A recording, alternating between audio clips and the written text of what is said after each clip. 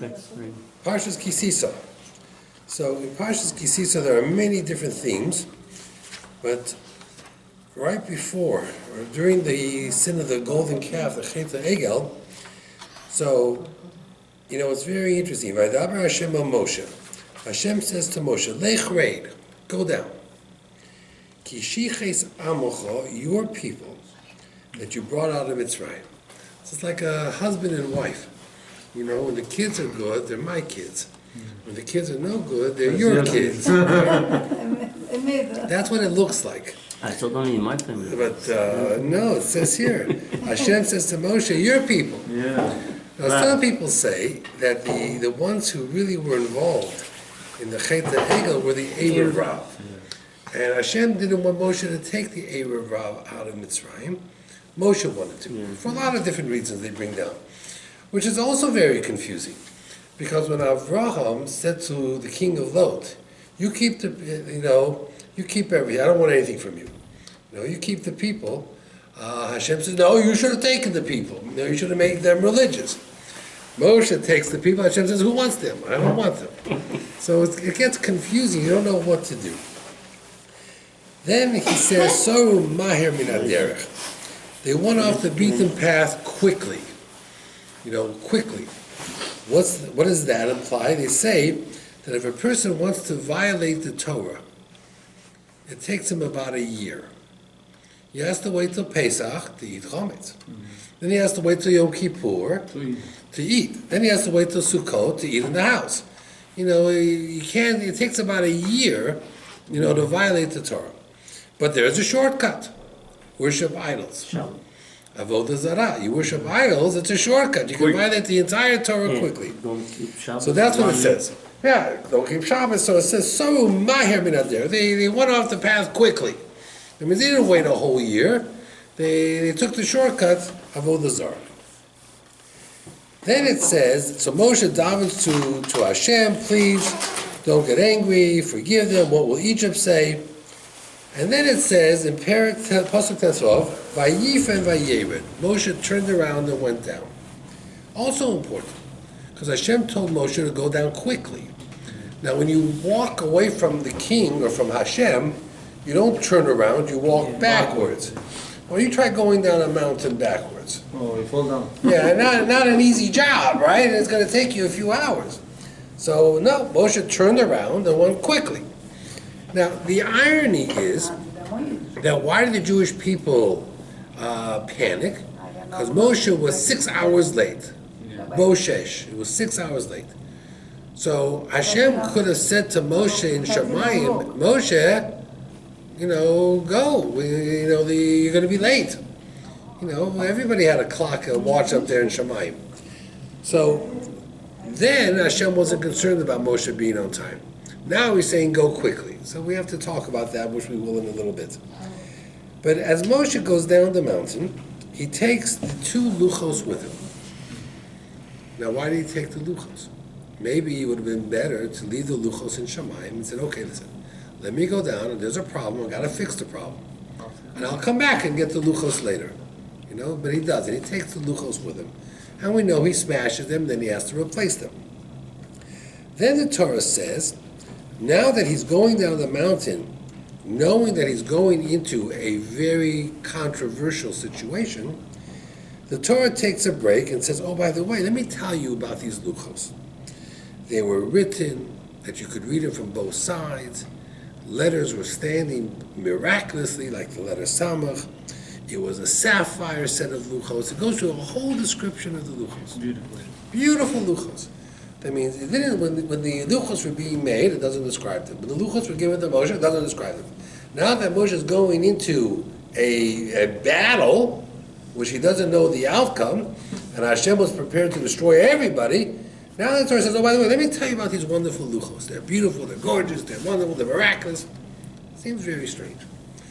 So the Meforshim, they jump over here, they say as follows. They say, the Torah teaches you a very valuable lesson. What's that? We don't appreciate things in life until we lose them. It's just the nature of what it is. People have many gifts. People have many special talents. But we don't appreciate people, we don't appreciate our children, we don't appreciate our parents, we don't appreciate our spouses, our brothers and sisters, until, God forbid, someone is lost, someone gets sick. Then you realize the void that exists. And that void is significant. You know, a person gets ill, God forbid, let's say with cancer. So now the family's put in crisis mode. And for the next 6 months or a year or two, every day, they're running back and forth to the hospital, to chemotherapy, to sessions. Your days are full, you don't know how you get through your day. Then God forbid I have a situation where a person passed away, now the wife doesn't know what to do with her day. For the last year or two, her whole day was full, her whole day was like clockwork. She had not a moment to spare. Now she has all the time in the world. Because she's no longer running to the hospital, she's no longer running with the therapist. So she's lost. She is so lost, it's amazing.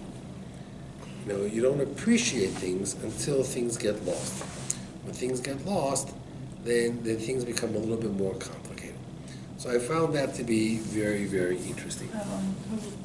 Now, the Torah itself is a little bit confusing, and I want to go through a little bit with you. Some of it I heard that Rabbi Gladstein talked about, but some of this I had prepared last year, and I want to share with you a little bit of what's involved. Going back to Parshas Bo, I was more focused on Tetzaveh, but Parshas Bo. Perek Yud Gimel, Pasuk Beis. In Parshas Bo, Perek Yud Gimel, Pasuk Beis, there's an unusual pasuk. The pasuk says as follows: Vaydavar Hashem el Moshe Lemor, Kadesh li kol b'chor. Every firstborn is holy. Okay. In Parshas Bo, they're still in Egypt. They're still in Mitzrayim. What was the job of the firstborn? Throw the water. To die. No, the firstborns of the Egyptians died. But because the firstborns of the Egyptians died, what was going to be the job of the firstborns of the Jewish people? Kohanim. To the Kohanim. The Kohanim. Yeah. Okay, they're going to be Kohanim. So the Torah says, Kadesh li kol b'chor. Sanctify, make holy every firstborn. They're going to do the work of the Beis HaMikdash. Got it. Then it says, Peter kol rechem. You can redeem the firstborn by giving 5 shekel from Bnei Yisrael ba'adam behemo. So now the Torah is telling you the firstborns are holy, and you have to redeem them. You have to do pidyon habed. Yeah. Who do you redeem them from? Kohen. What Kohen? Kohen Gadol. No, there was no Kohanim at that time. There were no Kohanim at that time. What Kohen? They were in Egypt. Yeah. When did the Kohanim take the jobs of the firstborn? After the Chet Egel. Yeah. This is Parshas Bo. We have Bishalach, Yisro, Mishpatim, Taruma, Tetzaveh, Kizisa. But in Torah, We read this 6 weeks ago. in Torah is nothing, and in Rabbi, So, in order. so 1 second. That's an approach. Not everybody agrees to that, but let's answer that. Of course, we read Parshas Tetzaveh, and Parshas Tetzaveh goes through all the garments of the Kohen, and it talks about Aharon and his children. What Aharon and children? It says, V'ata hakrev elecha is Aharon ochicha, and there's Bonavito and his children. In Tetzaveh. What children? What Aaron? Aaron wasn't a Bechor. Miriam was the oldest in the family. He was a Kohen. But he was a Kohen. But there was no Kohanim yet. The Kohanim only happened after the Chet Egel. So Rashi learns, like you just said. Rashi says the Torah is not a history book. Yeah. That means things are not written in order. Order. So the psukim in Bo may have been a prophecy, and Tetzaveh, Truma Tetzaveh, was written after Kisiso. So first came the Chet Egel. First Moshe went up to Har Sinai, Shavuos, got the Torah. Torah, yeah. Then came the Chet Egel. Then when he came down, then came the mitzvah to build the Mishkan. Then came Aaron and his children. So it's a little bit mixed up. Why the Torah would do that, I'm not sure. Truma Tetzaveh, then you sandwich in Kisisa, then you do it again, Vayakel Pekude. It's very strange that the Torah would do that, because most of the events are chronological. They are in order. But Rashi says the Torah is not a history book, and therefore it's not that way. The Ramban disagrees. The Ramban says everything in the Torah is written in order. Ramban? Ramban, not the Rambam. Ramban. Rav Moshe ben Nachman, with a nun. He says everything was written in order. And therefore, and the Rashbam and the Sipuno, they all try to explain it. And what they say is that sometimes the Torah predicts what's going to happen. Now that's tricky, because you have free will. You can sit here right now, or you can get up and leave. Mm-hmm. Hashem knows what you're going to do, but yet you have free will. So Hashem knew they were going to sin by the golden calf, yet you have free will. You do it or not do it? Yet Hashem got angry when they sinned, even though he knew they were going to sin weeks ago. You know, it's very hard to know something, and then when it happens 3 weeks later to get angry. It's a very hard thing to do. You know, you're ready for it, you're prepared for it. You know, so a person has a certain amount of free will. You know, they say David HaMelech. David HaMelech said to Hashem, why doesn't it say, it says Elokei Avraham, Elokei Yitzchak, Elokei Yaakov, I want it in Shmonesh to say Elokei David. What did Hashem say to him? Yes, they were tested. They were tested. You were never tested. So David said, test me, I'm ready. Hashem said to him, I know if I test you, you're going to fail. He says, how do you know? Maybe I'll surprise you. Did he surprise him? Yes. No. He failed. Oh, yeah. So Hashem got angry. So David said, what are you getting angry at me for? You said I was going to fail. That's right, that's right. What do you want from me? You know, he can't blame me. That means you told me I was going to fail, and I failed. It's your fault. You didn't give me a chance. Now, in a strange way, it sounds a little chutzpah, but in a strange way, every Shmona Esrei has David's name in it. Es Tzemach David. Every Shmona Esrei has David's name. Doesn't have Moshe's name, doesn't have Aaron's name. So even though David asked to be tested, and even though he failed, but he got rewarded for trying. For trying? For trying. Yeah.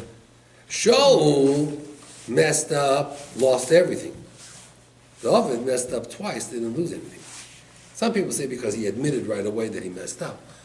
But according to the Midrashim, it seems that David said to Hashem, you knew I was going to fail. You shouldn't have tested me. It's not fair. Why couldn't Shaul say that? And why couldn't Shaul say that? But Shaul didn't. For some reason, Shaul didn't. You know, because he didn't have to fail. I guess his test was a little bit different. It's interesting, David's test involved male-female components. Yeah. Those tests are very hard tests. Yeah. Shaul, he wanted to offer nice animals for sacrifices. That was money. Seems money is a little bit easier to pass than male-female. I know you're still trying to figure that one out. Trust me. It doesn't get any easier as you get older. It gets harder. So, you know, it's just so interesting. So, the Ramban, they say that Hashem knew what was going to happen. But they still had the free will to be able to make a difference. I saw somewhere where it says something very interesting. There were always going to be Kohanim. Why? Let's say you're the oldest in your family. But your father was not the Bechor. So who's going to teach you? Who's going to prepare you? Nobody knew. So there was always Kohanim who did the work. Just that the helpers were the firstborns. After the Chet HaEgel, the helpers were substituted with Shevet Levi. The Levim took over. So they were helpers. There was always going to be the Kohanim. Aaron was always going to be the Kohen Gadol. So there are opinions that allow for that. Of course, now the firstborns get redeemed and they go out and they can become regular people. They don't have to be dealt with a certain amount of kedusha. You know, you're not allowed to use a Kohen. If you have to schlep a piece of wood, so you don't ask a Kohen, can you help me carry it? I mean, a person says to you, I've had that. Person says, I need a picture of myself over here. Could you take a picture? I said, sure. Are you a Kohen? I said, no. Okay, then you can take the picture. If I was a Kohen, I couldn't use you. If he's young, Cohen is young. So it's probably Like less boy. of a problem. Mhm. But you know, they were training them already from youth. You know, you have to figure, take a Kohen who's growing up. He never played baseball or football, hockey for sure not. Because he could break one of his bones and he couldn't do the avoda.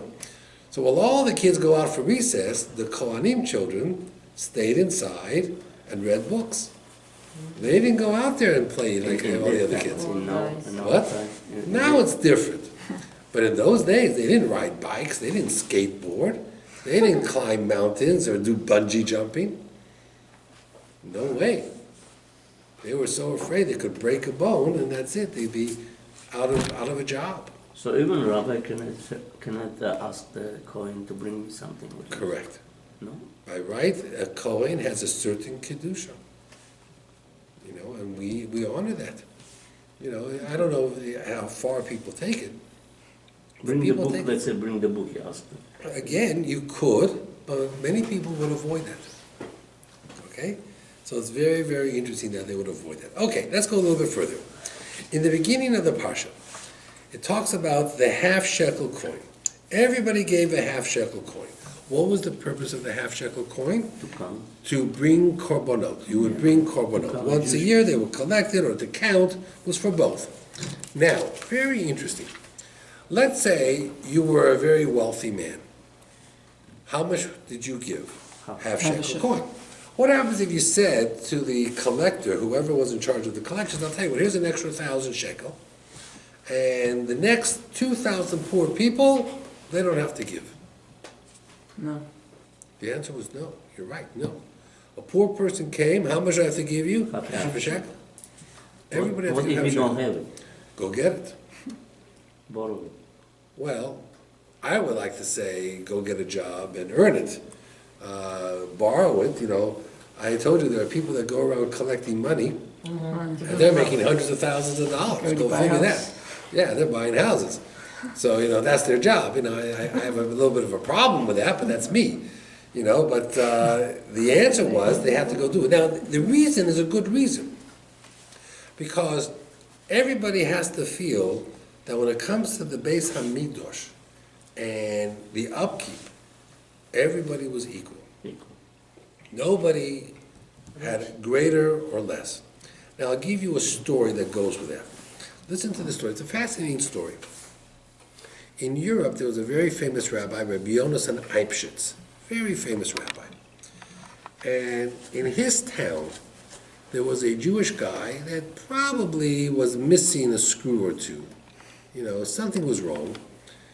And one day he got it into his head that he was going to go to the roof, the top of the church, and he was going to take the cross down.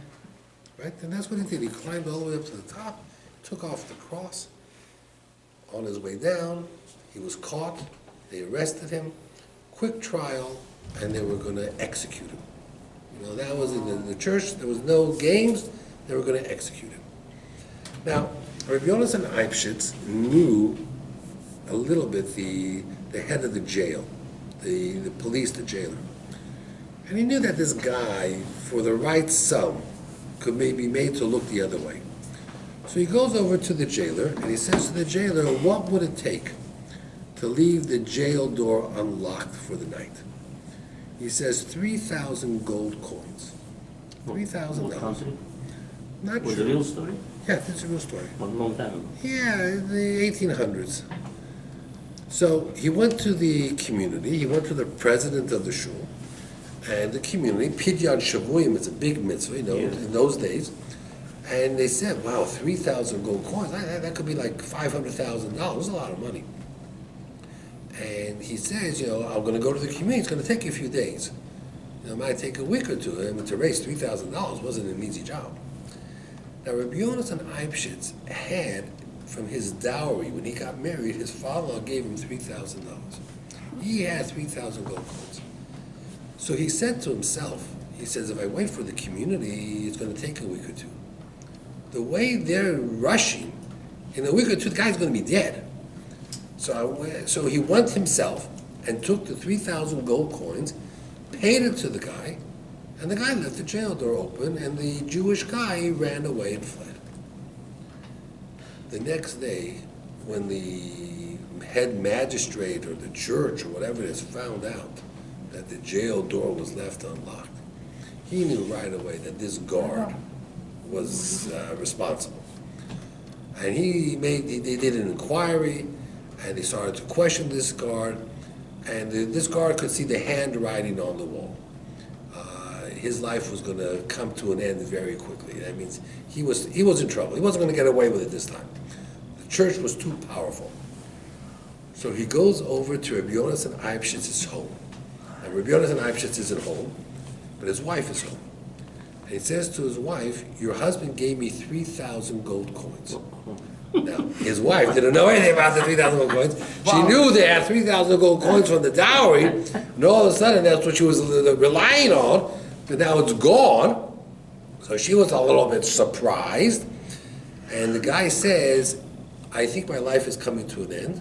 I'm giving you back your 3,000 gold coins. And I've done this a lot of times, so I have a lot of money. And if I get killed, the church will take all my money, and I don't trust them. But I trust your husband." So he wrote a will, leaving all his wealth to Rabbi Yonasan Eibshitz. And as fate would have it, the guards came and took him, and they killed him, they executed him. Rabbi Yonasan Eibshitz comes home, trying to avoid his wife, because he doesn't know how he's going to tell her that he emptied the secret box of the 3,000 gold coins. And he walks into the door, and his wife is screaming at the top of her lungs, "You can't believe what happened! Hashem must love you! He gave you back your 3,000 gold coins, and on top of that, you got tens of thousands of dollars, as a gift, because this guard, had a lot of money." And his wife is all ecstatic. Now she can go buy a new coat, she can buy a new dress, and she's thrilled. And Rabbi Yonasan Eibshitz, is very bothered by all this. So there's a certain way that you can daven or you can do certain things to ask for an explanation from heaven, like a malach comes to you and explains to you what happened. So he did what he had to do, and he wanted to know what happened over here. Was it that Hashem was very happy and rewarded him with his money back plus interest, or was Hashem not happy? So the malach comes to him, and the malach says to him, "Hashem rejected your mitzvah." Wow. Not so much so that he gave you back your money, and he gave you the reward in this world, that when you get up to Shamayim after 120, and you think this mitzvah is going to get you through the doors, the mitzvah will be erased. It won't even be on your sheet. There won't even be a record of it. So he said, why? He says, I was very sincere in what I did. Why did Hashem reject my mitzvah? He says, because you did it by yourself. And you didn't do it with the community. This was a mitzvah for the community, like the Machzitz HaShekel. And the community eventually raised the money, but you already had paid it off. You should have waited. You should not have done the mitzvah by yourself.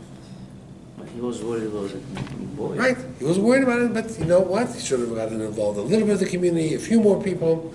He jumped. He did it by himself. At least you should say that I have it. Why didn't you ask before? I don't know. He didn't announce He it. didn't announce it. He just did it. He thought he was doing the No, right you should thing. have asked them off before. And then it says, the story goes that he fasted 3 days like Esther fasted for tshuva.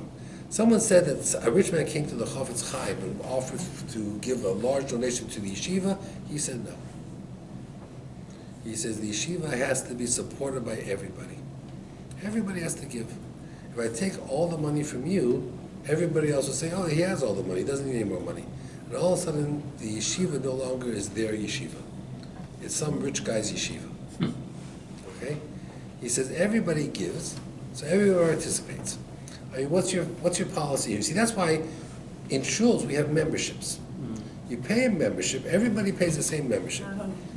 And this way everybody belongs. They have meetings, they talk about issues, they have a vote. The vote means nothing, because the rabbi makes the final decision anyway. So you don't get many votes. You don't get many votes. I once told you this, that when my mother was sick, my mother had cancer. At first it went into remission, but then it came back with a vengeance. You know, it was probably with stomach or pancreatic cancer towards the end. So I have 3 sisters, no brothers. I have 3 older sisters and myself. So my sisters and myself, we had a meeting, and my sisters asked me, they said to me that when we make decisions about how to take care of mom's care, we'd like everybody to have a vote. That means there's 4 kids, 4 votes. And we go by the majority. They didn't want that since I'm the boy, you know, that the boy has the vote. You know, in some families, the man, the boy, I have smicha, has the vote. My sisters asked that we should all have equal votes, and I said, fine, I agreed. Okay. Towards the end, they wanted to stop feeding my mother because the doctors were saying that the body wasn't absorbing the nutrients. The water and the food was just gathering in the stomach, and she was just bloated. You know, the body has to process food. And it wasn't processing the food. So they have other ways to sustain the body, but to stop feeding. I disagreed. I felt that they should continue to feed. I felt that if they were cutting back on food, it was like giving up. And I didn't think we had a right to give up. So my sister says, remember our conversation? It was 1 person, 1 vote. And the 3 sisters voted against me. It was 3 to 1. I said, I remember that. I want to change the deal. You know, no more. And I don't want to play anymore. You know, I'm going to take my ball and go home. No more. I'm playing with her. So they said, let's go ask a Rav. Let's go ask a Sheilas Chacham, someone who knows medical things. So we went to Reb David Cohen. Reb David Cohen has a lot of experience in this. A very wise person. So we called Reb David Cohen. And my sisters right away said, you know, we believe like this, and I believe like this. And we had a vote, and we each had 4 votes, you know. Reb David Cohen says, hold on here. Who says any of you have votes? None of you have votes. Wow. I said, well, that's our mother. We have 4 kids. We all have votes. He says, none of you have votes. Why? Why? He said, there's only 1 vote you have. Which rabbi are you going to follow? That's your only vote. Once you choose the rabbi has the only vote. None of you have votes. Because you're all nogeya, you all are biased, you all have emotions. You're not seeing straight. You can't think straight. Even husband, if you... Nobody says. He says, you think you have votes. Who told you had a vote? Nobody has a vote. All your vote is, when a crisis comes to the family, this is the 1 vote the family sits down. Which rabbi, which das Torah, which chacham are we going to go to? That's the only vote. Once you choose that person makes all the decisions for the family. He's the only vote. Decision what we have to Who did you do. choose? Everything. He's the vote. Wow. That's what a frum person believes. See, a frum person believes in das Torah. You follow, and whatever Hashem wants, right, that's what's going to happen. And everybody can live by that. So here we are, we're 4 people. Probably our combined IQ is off the charts. And, you know, we're talking about Mrs. Crow, we're talking about some very, Your very stepfather was people. alive at that time? What? Was alive your stepfather? No. Or he died? No, my stepfather was alive, yeah, But sure. he didn't... Was No, with you to vote? no. Why? He said the kids are the kids. He didn't want to get, you know, you have to, you know, everybody was very sensitive. You know, you understand. So, but the David Cohen was an eye-opener. You know, he came back and said, votes? You guys don't got any votes. And what happened then? So he made the decision. In the end, he said we should continue to feed her. Why didn't put the IV? They did. Feeding from the IV also? They did it from the IV, but there are also liquids and stuff like that. Yeah. But it didn't really make a difference. You know, we wanted to do some experimental treatments, but because of her age and because of her history, she wasn't a candidate. You know, the experimental treatments, they choose people who have a good chance of succeeding because they don't want the statistics to have failures. So, you know, everybody thinks about all the experimental, but they don't do it. You know, you have to be... It's so scary. Yeah, it is. What year was it? What? What year? What year did my mother have? It was about 5 years ago. Oh, it's recent. Yeah, It's a relatively lot of recent. Good technology Yeah, and 2008, I don't know, okay, maybe 10 years already. It's everything. A lot of new feedings, so. Yeah, sure. But still, families confront these decisions, and I get called every once in a while, and sometimes the families feel they have votes. And, when you believe in Das Torah, it's very different. Next week, I'm going to talk about it a little bit more. I have some more stories to you about the power of the rabbi is supposed to be in the olden days, and maybe even today, we'll talk about that. I have stories with Moshe and things like that will be very, very interesting. But, but listen to this next story. It will surprise you as well. There's a Gemara, there's a Mishnah in Yuma, in Perek Shlishi, in the third Perek of Yuma, and the Gemara talks about it. The Gemara talks about the Ketores. Now, the Ketores, there were 11 different ingredients, spices, and they were very carefully mixed. And there was one family who knew the secret, the formula. What? Avtina. How did you know that? The house of Avtinas. It's in the Medrash. The Medrash. You read the Medrash every Shabbos? Yeah. Wow. So the Beis Avtinus, they were in charge of producing the Ketores for the Beis Hamikdash. And the Chachomim, the Rabbonim of that generation, felt that, they were few in number, and they were afraid if the family died out, the secret would be lost. So they asked that they should share the secret with a few others. He said no. And what did they say? No. We don't want them to use fireworks. They said no. And still now, nobody knows. Nobody knows. So the Chachomim got very angry, and I guess put them in Chayrim. Threw them out, put them in Chayrim. The Chofetz Chaim says in the Shmiras HaLoshem that if the Beis Din puts you in Chayrim because you ignore the instructions of the Beis Din, you're allowed to publicize it, and it's not Lashon Hara. And then the Chachomim went to specialists in spices from Alexandria of Egypt and brought them in to take over the job. And these specialists were successful to duplicate the smell of the Ketores. Smoke in them. But they couldn't get the smoke right. You see, when they burnt the Ketores, the smoke went up in a straight column. No zigzags. Yeah. And when the Alexandria people did it, it zigzagged. Because of wind. The wind or whatever. They couldn't get the smoke right. They got the texture right, they got the smell right, but they couldn't get the smoke right. So then the Chachomim had no choice but to rehire the family of Avtinus. So the family of Avtinus said, "Thank you very much, we're not interested."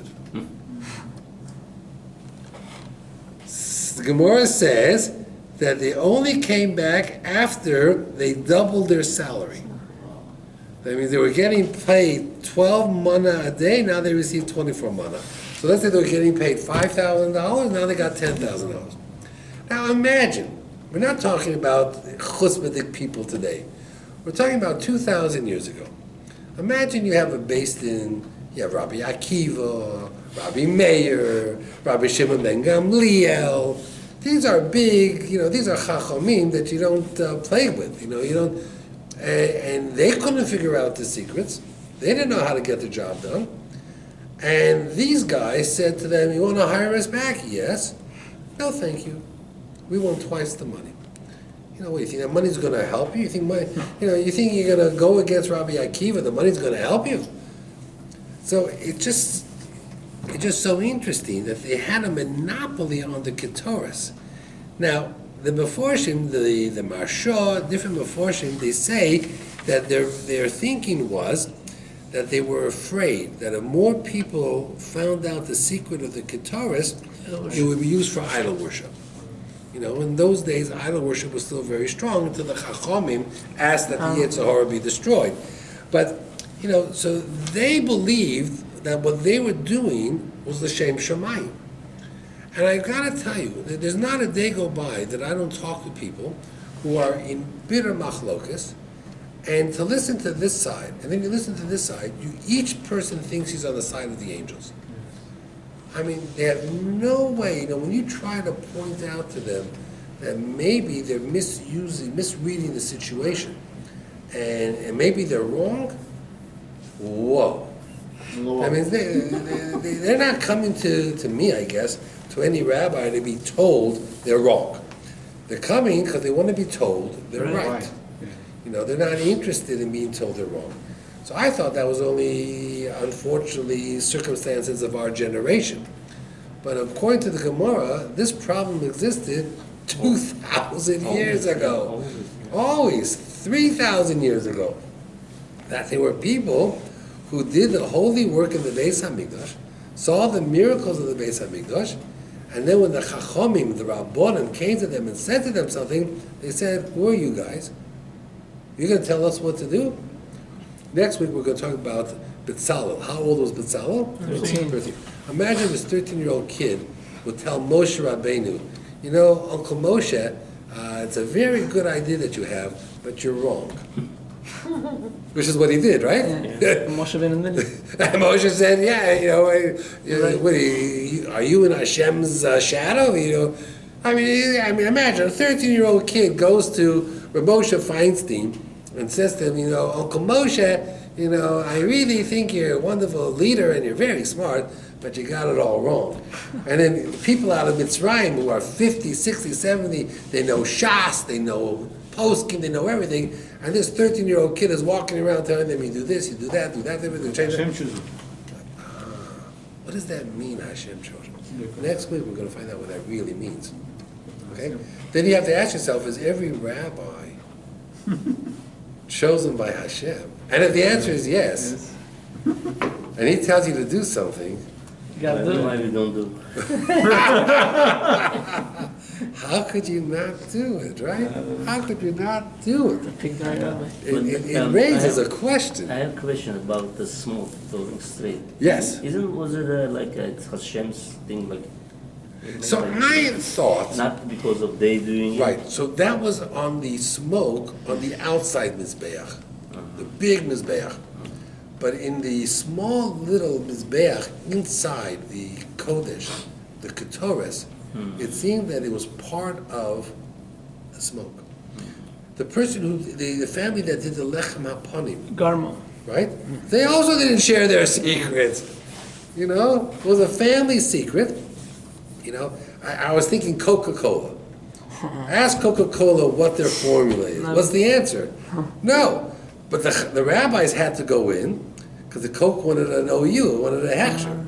So they allowed one of the heads of the OU to go in to look at the formula to make sure there was no non-kosher ingredients. Okay?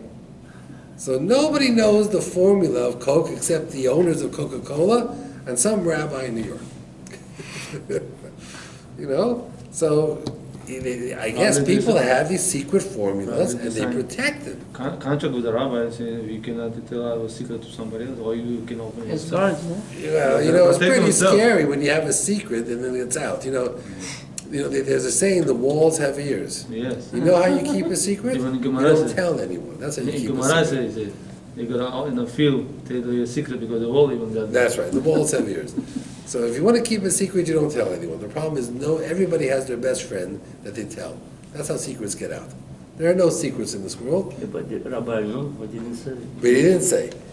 And no one tried to torture him to get it out. We have plenty Give him of. big money. Yeah, it has value. So Competition. whatever it is, but they didn't say. Okay, here we go. We go a little bit further. It's very interesting. Towards the end of the Parsha, in Kisisa, we have the famous, it's one of the 3 times that it says, Lo Savashel Gidi Chalevimo.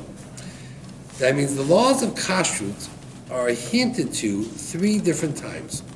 One of the times is in the end of Parshas Kisisa.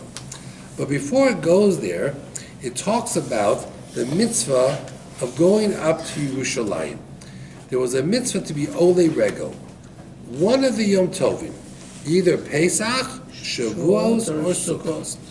It says, Shalosh Pomim Bashona, 3 times a year, you should go up. But it's very interesting the way it words it. Right.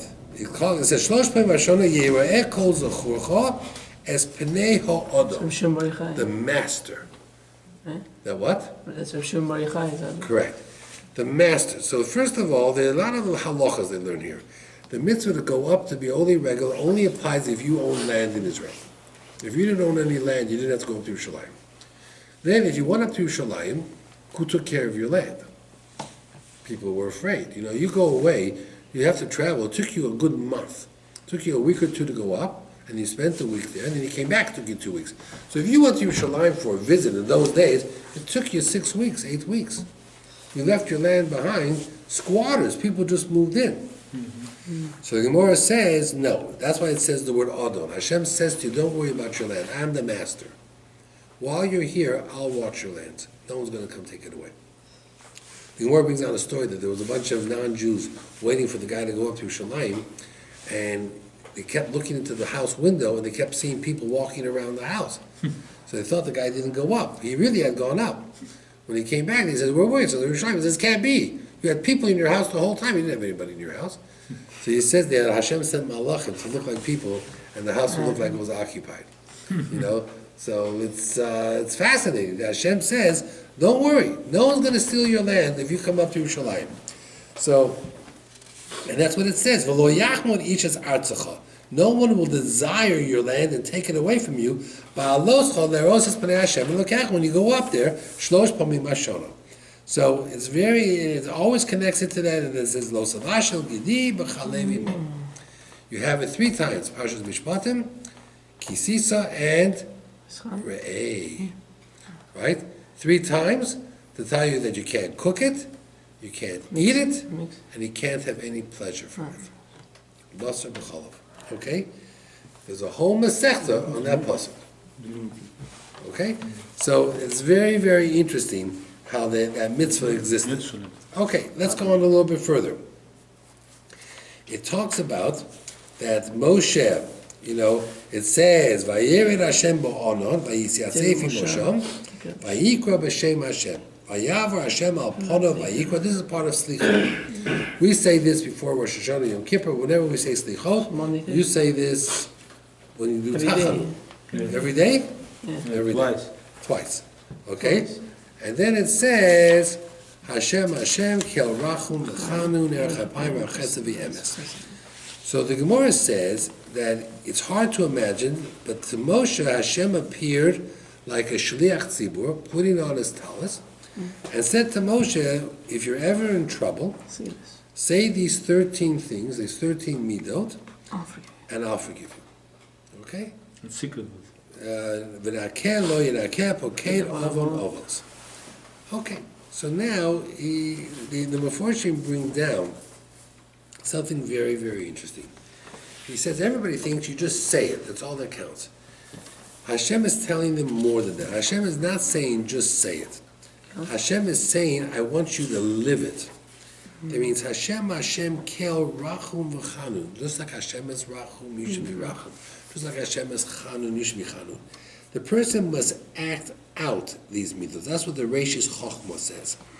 That it's not about saying simple words, but rather you have to study these attributes, these midos, and you have to figure out a way to incorporate them in your daily life. Right? What was that? Yeah, how can you be a Rachum and a Chanun and Erech Apayim, V'rav Chesed V'emes? It's very nice to say these things, but they don't, it becomes a lot more. Now, I'll give you an example. Yeshiva South Shore, the Rosh Yeshiva was Rabbi Yomin Kamenetsky. He passed away this past year, and it was a big loss. He was a very nice man. I met him many times. His son, Rabbi Mordechai Kamenetsky, is the current Rosh Yeshiva, and South Shore is having a dinner to honor his legacy. And they're going to put together a fund. I mean, he was very dedicated. Rabbi Yomin Kamenetsky was the son of Rabbi Yaakov Kamenetsky. He's Rav Shmuel Kamenetsky's brother? And he's Rav Shmuel Kamenetsky's brother. How old do you think Rav Shmuel Kamenetsky is? 90? In the 90s, yeah. He probably looks like he's 50 or 60, but he's in the 90s. So Rabbi Young Kamenetsky was his brother. And he was an amazing person on many, many levels. And Reb Mordechai Kamenetsky brings down a story that there was a family in the yeshiva, or part of the community, where the father had passed away. And the mother was raising the kids on her own, and now her son was becoming bar mitzvah. So Rabbi Young Kamenetsky came to the house just to make sure how are the bar mitzvah plans going. Do you have a hall? Which Shabbos it is going to be? Who's preparing the boy for the bar mitzvah? You know, the usual questions that parents struggle with, but he felt a responsibility of checking up on the family. And it was a very pleasant visit. As he's leaving, the mother of the boy says to Rabbi Kamenetsky, said, Rabbi, can I ask you a favor? He says, sure. What can I do? He says, I want to ask you a big favor. Okay, what's the favor? Don't come to my son's bar mitzvah.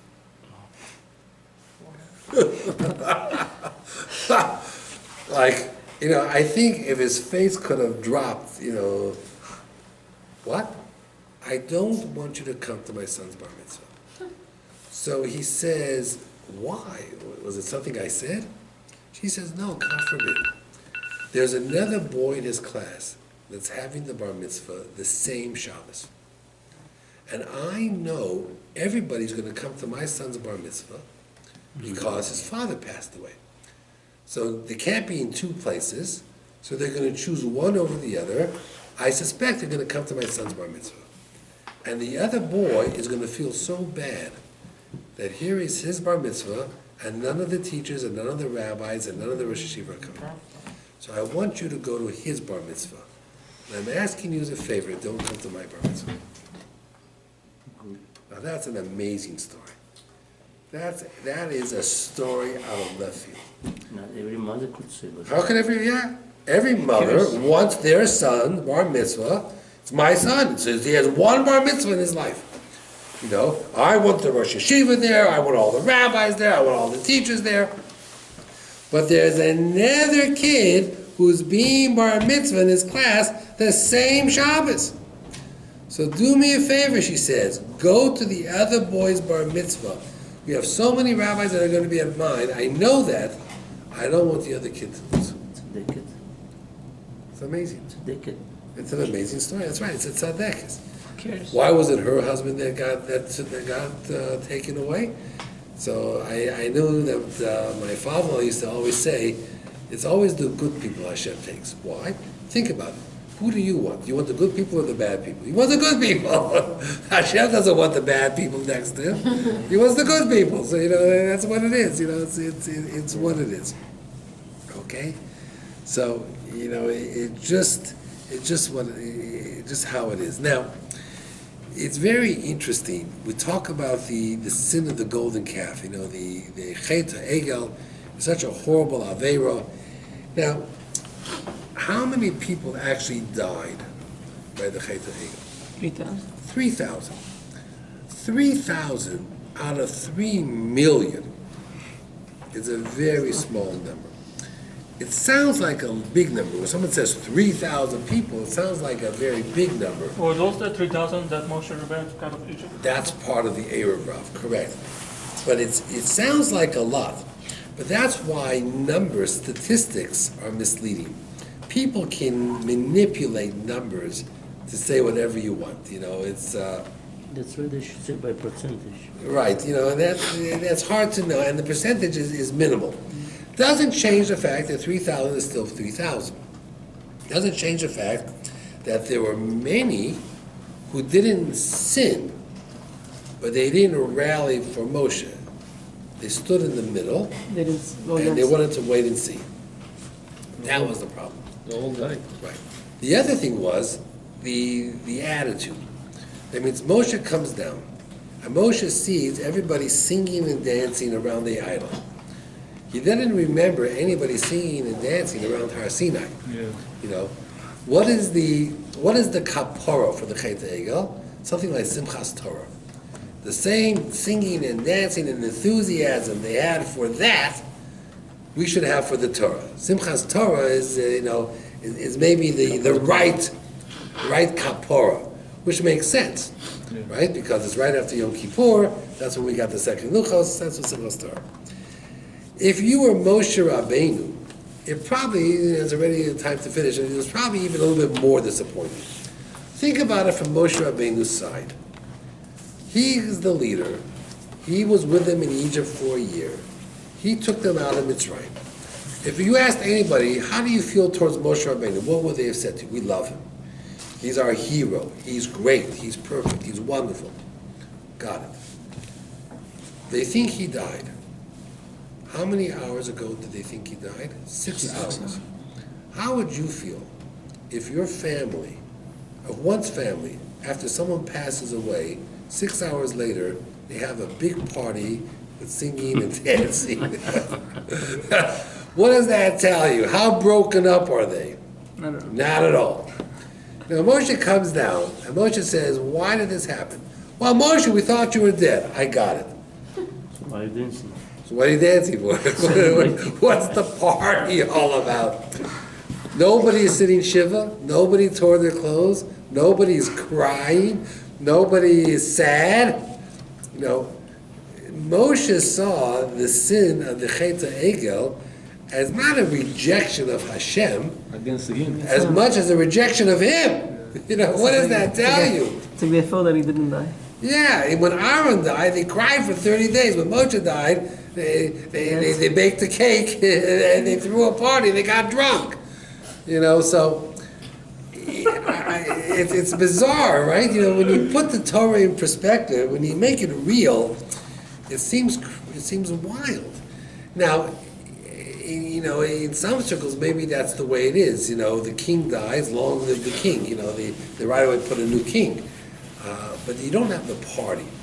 So I think it was more the party. The Chet Egel was not that 3,000 people did it, or that a bunch of people stood on the sidelines. It was the attitude, the frame of mind. What's the celebration? What's the party? Where's the sadness? Where's the feeling of remorse? Every tribe, What? they made for every tribe idol. Yeah, they went wild. Now, those were supposed to say, let's be Mamish. So it wasn't Avodah Zarah. It was a replacement of Moshe. Got it. But the Torah seems to imply Mecholos, that they were singing and dancing. That's the problem. They didn't sing and dance when they got the Torah. But now they're singing and dancing when Moshe dies. So Moshe, this was a rejection in many ways of Moshe. Now, there was one person who was not involved at all in any of that. Yoshua. So He was at the mountainside. That's where Yoshua shines in many ways. Had Yoshua been there, would the outcome been different? I don't know.